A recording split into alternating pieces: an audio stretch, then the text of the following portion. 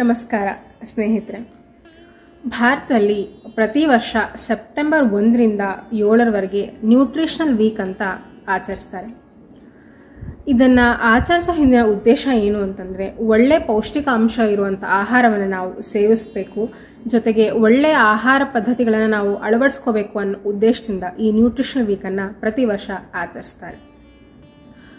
ಇನ್ನು ಈ ವರ್ಷದ ಥೀಮ್ ಏನು ಅಂತಂದರೆ, nutritious food diet for every one, nutritious diet for every one ಅನ್ನುವಂಥ ಒಂದು ಥೀಮಿಂದ ಈ ವರ್ಷ ಅಂದರೆ 2024ರಲ್ಲಿ ನ್ಯೂಟ್ರಿಷನ್ ವೀಕನ್ನು ಭಾರತದೆಲ್ಲೆಡೆ ಆಚರಿಸ್ತಾ ಇದ್ದಾರೆ. ಇದ್ರ ಬಗ್ಗೆ ಯೋಚನೆ ಮಾಡಿದಾಗ, ಇದ್ರ ಬಗ್ಗೆ ತಿಳ್ಕೊಂಡಾಗ ನನಗೆ ತಕ್ಷಣಕ್ಕೆ ಹೊಳೆದಿದ್ದು ನಮ್ಮ ಸರ್ ಹೇಳಿದ ಒಂದು ಮಾತು. ಅವರೊಂದ್ಸಲ ಹೇಳಿದ್ರು, ನಮ್ಮ ಆಹಾರ ಪದ್ಧತಿಗಳು ದಿನದಿಂದ ದಿನಕ್ಕೆ ಬೇರೆ ಆಗ್ತಾ ಇದೆ. ಎಷ್ಟೋ ಆಹಾರಗಳನ್ನು ನಾವು ಸೇವಿಸ್ತಾನೆ ಇಲ್ಲ, ಎಷ್ಟೋ ದವಸ ಧಾನ್ಯಗಳನ್ನು ನಾವು ತಿನ್ನೋದನ್ನ ಬಿಟ್ಬಿಟ್ಟಿದ್ದೀವಿ. ಹಾಗಾಗಿ ನಮಗೆ ನಮ್ಮ ಆರೋಗ್ಯದಲ್ಲಿ ಏರ್ಪೇರಾಗಿದೆ ಅಂತ ಅವರು ಒಂದ್ಸಲ ಹೇಳಿದರು. ಈಗ ಜಗತ್ತಿನಲ್ಲಿ ಬಹಳಷ್ಟು ಜನ ಸೇವಿಸೋದು ಅಂತಂದರೆ ಅದು ಒಂದು ಅಕ್ಕಿ, ಅನ್ನವನ್ನು ಸೇವಿಸ್ತಾರೆ. ಅದು ಬಿಟ್ಟರೆ ಗೋಧಿ, ಬಿಟ್ಟರೆ ಜೋಳ ಅಲ್ಪ ಸ್ವಲ್ಪವಾಗಿ ಸೇವಿಸ್ತಾರೆ. ಅದು ಬಿಟ್ಟರೆ ಎಷ್ಟೋ ದವಸ ಧಾನ್ಯಗಳನ್ನು ನಾವು ಮರ್ತು ಬಿಟ್ಟಿದ್ದೀವಿ ಅಂತ ಅವರು ಒಂದ್ಸಲ ಹೇಳಿದರು. ಬಹುಶಃ ಅದು ನಿಜ ಅನಿಸು. ಎಷ್ಟೋ ಸೊಪ್ಪುಗಳು, ತರಕಾರಿಗಳು, ಎಷ್ಟೋ ದವಸ ಧಾನ್ಯಗಳ ಪರಿಚಯನೇ ನಮಗೆ ಇಲ್ಲ. ಬಹಳ ಕಡಿಮೆ ಕ್ರಾಪ್ಸ್ ಅಂತ ನಾವೇನು ಹೇಳ್ತೀವಿ, ತುಂಬ ಕಡಿಮೆ ಬೆಳೆಗಳನ್ನು ನಾವು ಬಳಸ್ತಾ ಇದ್ದೀವಿ. ಹಾಗಾಗಿ ಈ ನ್ಯೂಟ್ರಿಷನ್ ವೀಕನ್ನು ಆಚರಿಸ್ತಾ ಇದ್ದೀವಿ. ಹಾಗಾಗಿ ಒಂದು ಅತಿ ಕಡಿಮೆಯಾಗಿ ಅಥವಾ ಅಲ್ಪ ಸ್ವಲ್ಪ ಜನರಿಗೆ ಪರಿಚಯ ಇರುವಂಥ ಒಂದು ಧಾನ್ಯದ ಬಗ್ಗೆ ನಿಮ್ಮೆಲ್ಲರಿಗೂ ಪರಿಚಯ ಮಾಡೋಣ ಅನ್ನೋ ಉದ್ದೇಶದಿಂದ ಇವತ್ತಿನ ಈ ವಿಡಿಯೋನ ಮಾಡ್ತಾ ಇದ್ದೀನಿ. ಇವತ್ತು ಇದು ಸಾಕಷ್ಟು ಜನರಿಗೆ ಪರಿಚಯ ಇರಬಹುದು, ಆದರೆ ಇದನ್ನು ಬಳಸ್ತಾ ಇರೋರು ಕೂಡ ಇದ್ದಾರೆ. ಅದು ಯಾವುದು ಅಂತಂದರೆ ನವಣೆ. ನಾವು ಅದನ್ನು ಆಂಗ್ಲ ಭಾಷೆಯಲ್ಲಿ ಫಾಕ್ಸ್ ಮಿಲ್ಲೆಟ್ ಅಂತ ಕರಿತೀವಿ. ಇನ್ನು ನವಣೆಯ ಮಹತ್ವ, ಅದರ ಉಪಯೋಗಗಳ ಬಗ್ಗೆ ತಿಳ್ಕೊಂಡ್ರೆ, ಅದರ ಪೋಷಕಾಂಶಗಳ ಬಗ್ಗೆ ತಿಳ್ಕೊಂಡ್ರೆ ನಿಜವಾಗ್ಲೂ ಆಶ್ಚರ್ಯ ಆಗುತ್ತೆ. ಈ ನವಣೆಯಲ್ಲಿ ಹೇರಳವಾಗಿ ವಿಟಮಿನ್ B12 ಇದೆ.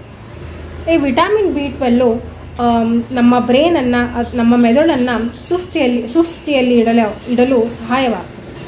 ನಮ್ಮ ನೆನಪಿನ ಶಕ್ತಿಯನ್ನು ಸರಿಯಾಗಿ ಇಟ್ಕೊಳ್ಳೋದಕ್ಕೆ, ಮೆಮೊರಿ ಲಾಸ್ ಆಗದೆ ಇರೋ ಹಾಗೆ ನೋಡ್ಕೊಳ್ಳೋಕ್ಕೆ, ಆಮೇಲೆ ಈ ಅಲ್ಝೈಮರ್ ಡಿಸೀಸ್ ಅಂತ ಹೇಳ್ತೀವಿ, ಅದೇನು ಅಲ್ಝೈಮರ್ ರೋಗ ಇದೆ ಅದನ್ನು ತಡೆಯೋದಕ್ಕೆ, ಡೆಮೆನ್ಷಿಯಾ ಅನ್ನುವಂಥ ಒಂದು ಬ್ರೈನಿನ ಮೆದುಳಿನ ರೋಗ ಇದೆ, ಇದನ್ನೆಲ್ಲವನ್ನು ತಡೆಯೋದಕ್ಕೆ ವಿಟಮಿನ್ B12 ತುಂಬ ಸಹಾಯಕಾರಿ ಆಗುತ್ತದೆ. ಈ ವಿಟಮಿನ್ B12 ಮೆದುಳಿನ ಆರೋಗ್ಯಕ್ಕೆ ಬೇಕೇ ಬೇಕು. ಹಾಗಾಗಿ ಹೆಚ್ಚು ಹೇರಳವಾಗಿ ವಿಟಮಿನ್ B12 ಹೊಂದಿರುವಂಥ ನವಣೆಯನ್ನು ನಾವು ಬಳಸಿದರೆ ಈ ಎಲ್ಲ ರೋಗಗಳನ್ನು ತಡೆಗಟ್ಟಬಹುದು, ಜೊತೆಗೆ ಮೆದುಳನ್ನು ಆರೋಗ್ಯಕರವಾಗಿ ಇಟ್ಕೋಬಹುದು. ಇನ್ನು ನವಣೆಯ ಬೇರೆ ಪೋಷಕಾಂಶಗಳ ಬಗ್ಗೆ ಹೇಳೋದಾದರೆ, ಇನ್ನೊಂದು ಮಹತ್ವವಾದ ಉಪಯೋಗ ನವಣೆದು ಅಂತಂದರೆ, ಅದು ನಮ್ಮಲ್ಲಿರುವಂಥ ಶಕ್ತಿಯನ್ನು ಹೆಚ್ಚಿಸ್ತದೆ. ಹೇಗೆ ಅಂತಂದರೆ, ನವಣೆಯಲ್ಲಿ ಕಾಂಪ್ಲೆಕ್ಸ್ ಕಾರ್ಬೋಹೈಡ್ರೇಟ್ಸ್ ಇದೆ. ಈ ಕಾಂಪ್ಲೆಕ್ಸ್ ಕಾರ್ಬೋಹೈಡ್ರೇಟ್ಸ್ ಇರೋದ್ರಿಂದ ನಾವು ನವಣೆಯನ್ನು ತಿಂದ ಮೇಲೆ ಅದು ತುಂಬ ನಿಧಾನವಾಗಿ ಅದು ಜೀರ್ಣ ಆಗ್ತಾ ಹೋಗ್ತದೆ. ಹಾಗಾಗಿ ನಮಗೆ ತಿಂದ ತಕ್ಷಣ ಸಿಕ್ಕಾಪಟ್ಟೆ ತಿಂದ್ವಿ ಅಂತ ಅನ್ನೋವಂಥ ಫೀಲಿಂಗ್ ಕೂಡ ಇರೋಂಗಿಲ್ಲ. ಜೊತೆಗೆ ಅದು ನಿಧಾನವಾಗಿ ಅದು ಜೀರ್ಣ ಆಗೋದ್ರಿಂದ ನಮಗೆ ಹೆಚ್ಚು ಶಕ್ತಿಯನ್ನು ಕೊಟ್ಟು ನಮ್ಮಲ್ಲಿರುವ ಶಕ್ತಿಯನ್ನು ಅದು ಹೆಚ್ಚಿಸ್ತದೆ. ಜೊತೆಗೆ ಇದರ ಜೀರ್ಣಕ್ರಿಯೆ ತುಂಬ ನಿಧಾನವಾಗಿ ಆಗೋದ್ರಿಂದ ನಮ್ಮ ಬ್ಲಡ್ ಶುಗರ್ ಲೆವೆಲನ್ನು ಕೂಡ ಇದು ಕಾಪಾಡ್ತದೆ. ಹಾಗಾಗಿ ಶುಗರ್ ಇರೋರಿಗೆ, ಡಯಾಬಿಟಿಸ್ ಪೇಷಂಟ್ಸ್ಗೆ ನವಣೆ ತುಂಬ ಉಪಯೋಗಕಾರಿ ಅಂತಲೇ ಹೇಳಬಹುದು. ಇನ್ನು ನವಣೆ ನಮ್ಮ ಮೂಳೆಗಳನ್ನು ಶಕ್ತಿಶಾಲಿಯಾಗಿ ಇಡೋದಕ್ಕೆ ಸಹಾಯ ಮಾಡ್ತೀವಿ. ಹೇಗೆ ಅಂತ ಕೇಳ್ತೀರಾ? ನವಣೆಯಲ್ಲಿ ಹೇರಳವಾಗಿ ಕ್ಯಾಲ್ಶಿಯಂ ಮತ್ತು ಫಾಸ್ಫರಸ್ ಇದೆ. ಈ ಕ್ಯಾಲ್ಶಿಯಂ ಮತ್ತು ಫಾಸ್ಫರಸ್ ನಮ್ಮ ಮೂಳೆಗಳಿಗೆ ತುಂಬ ಮುಖ್ಯವಾದದ್ದು, ಅದು ಬೇಕೇ ಬೇಕು. ಹಾಗಾಗಿ ಮೂಳೆಗಳು ಆರೋಗ್ಯಕರವಾಗಿ ಇರಬೇಕು ಅಂತಂದರೆ ಈ ಲವಣಾಂಶಗಳು ಬೇಕಾಗ್ತದೆ. ಹಾಗಾಗಿ ಇದು ನವಣೆಯಲ್ಲಿ ಹೇರಳವಾಗಿ ಇರೋದ್ರಿಂದ ಇದನ್ನು ನಾವು ಸೇವಿಸೋದ್ರಿಂದ ನಮ್ಮ ಮೂಳೆಗಳು ಶಕ್ತಿಶಾಲಿಯಾಗಿ ಇರ್ತವೆ. ನಾವು ಮೂಳೆಗಳ ಆರೋಗ್ಯವನ್ನು ಕೂಡ ಈ ನವಣೆಯನ್ನು ಸೇವಿಸಿ ಕಾಪಾಡಿಕೊಳ್ಬಹುದು ಅಂತ ಹೇಳಬಹುದು.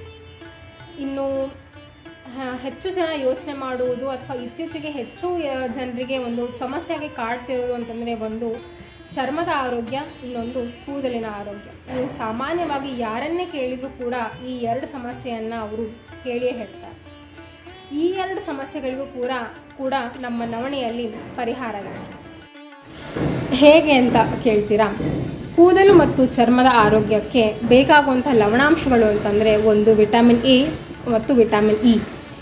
ನೀವು ವಿಟಮಿನ್ ಇ ಕ್ಯಾಪ್ಸೂಲ್ಗಳನ್ನು ಚರ್ಮದ ಸಮಸ್ಯೆಗಳಿಗೆ, ಫೇಸ್ ಪ್ಯಾಕ್ಗಳಿಗೆ ಅದಕ್ಕೆಲ್ಲ ಬಳಸುವಾಗ ನೀವು ಬಳಸೋದನ್ನು ನೀವು ನೋಡಿರಬಹುದು. ಹಾಗಾಗಿ ವಿಟಮಿನ್ ಇ ಮತ್ತು ವಿಟಮಿನ್ ಎ ಈ ಎರಡು ಬೇಕೇ ಬೇಕು. ವಿಟಮಿನ್ ಎ ಮತ್ತು ವಿಟಮಿನ್ ಡಿ ಹೆಚ್ಚು ಹೇರಳವಾಗಿ ಈ ನವಣೆಯಲ್ಲಿ ಇದೆ. ಹಾಗಾಗಿ ಈ ನವಣೆಯನ್ನು ಬಳಸೋದ್ರಿಂದ ಚರ್ಮದ ಆರೋಗ್ಯ ಜೊತೆಗೆ ಕೂದಲಿನ ಆರೋಗ್ಯವನ್ನು ಕೂಡ ನಾವು ಹೆಚ್ಚು ಮಾಡ್ಕೋಬೋದು. ಆರೋಗ್ಯಕರವಾಗಿ ಚರ್ಮ ಮತ್ತು ಕೂದಲನ್ನು ಇಟ್ಕೋಬಹುದು. ಹಾಗಾಗಿ ಇನ್ಯಾಕೆ ತಡ, ಈ ನವಣೆಯನ್ನು ನಾವು ಬಳಸಬೇಕಲ್ಲ. ಹೀಗೆ ಅನೇಕ ಪೋಷಕಾಂಶಗಳಿರುವಂಥ ನವಣೆಯನ್ನು ನಾವು ಬಳಸಬೇಕು. ನೀವೇನಂತೀರಿ? ಹೌದು ಅಂತೀರಾ ತಾನೇ? ಹೌದು. ಇಷ್ಟೆಲ್ಲ ಆರೋಗ್ಯವನ್ನು ಕೊಡುವಂಥ ನವಣೆಯನ್ನು ನಾವು ಇವತ್ತಿನಿಂದಲೇ ಬಳಸುವುದಕ್ಕೆ ಪ್ರಾರಂಭ ಮಾಡೋಣ ಅಂತ ಹೇಳ್ತಾ ಇವತ್ತಿನ ಈ ವಿಡಿಯೋವನ್ನು ಇಲ್ಲಿಗೆ ಮುಕ್ತಾಯಗೊಳಿಸ್ತಾ ಇದ್ದೀನಿ. ನವಣೆ ಒಂದೇ ಅಲ್ಲ, ಹಲವಾರು ದವಸ ಧಾನ್ಯಗಳು, ಸೊಪ್ಪು, ತರಕಾರಿಗಳನ್ನು ನಾವು ಮರೆತು ಬಿಟ್ಟಿದ್ದೀವಿ. ಅವುಗಳ ಪರಿಚಯವೇ ನಮಗಿಲ್ಲ. ಎಷ್ಟೋದನ್ನು ನೋಡಿದರೆ ಅದು ತಿನ್ನೋ ಆಹಾರ ಅನ್ನೋದೇ ನಮಗೆ ಗೊತ್ತಿಲ್ಲ. ಇವುಗಳನ್ನೆಲ್ಲ ನಮ್ಮ ಹಿರಿಯರಿಂದ ತಿಳ್ಕೊಂಡು ಮತ್ತೆ ಮರುಬಳಕೆ ಮಾಡೋಣ ಅಂತ ಹೇಳ್ತಾ ಇವತ್ತಿನ ಈ ವಿಡಿಯೋನ ಮುಕ್ತಾಯಗೊಳಿಸ್ತಾ ಇದ್ದೀನಿ. ಈ ವಿಡಿಯೋ ಉದ್ದೇಶನೇ ಅದು. ಮತ್ತು ಮರೆತು ಹೋಗಿರೋವಂಥ ಆರೋಗ್ಯದ ಸಿರಿಯನ್ನು ತಂದುಕೊಡುವಂಥ ಆ ಎಲ್ಲ ಪದಾರ್ಥವನ್ನು ನಾವು ಮರುಬಳಕೆ ಮಾಡೋಣ ಅಂತ ಹೇಳುವುದೇ ಈ ವಿಡಿಯೋದ ಉದ್ದೇಶ ಆಗಿತ್ತು. ಮತ್ತು ಮುಂದಿನ ವಿಡಿಯೋದಲ್ಲಿ ಮತ್ತೆ ಯಾವುದಾದ್ರೂ ಒಂದು ಈ ನ್ಯೂಟ್ರಿಷನ್ ವೀಕಲ್ಲಿ ಮತ್ತೊಂದು ಯಾವುದಾದ್ರೂ ಮರೆತು ಹೋಗಿರುವಂಥ ದವಸ ಧಾನ್ಯದ ಬಗ್ಗೆ ನಿಮ್ಮ ಮುಂದೆ ಹಂಚ್ಕೋತೀನಿ. ಅಲ್ಲಿವರೆಗೂ ವಂದೇ ಮಾತರಂ, ಜೈ ಕರ್ನಾಟಕವಾದಿ. ಧನ್ಯವಾದಗಳು.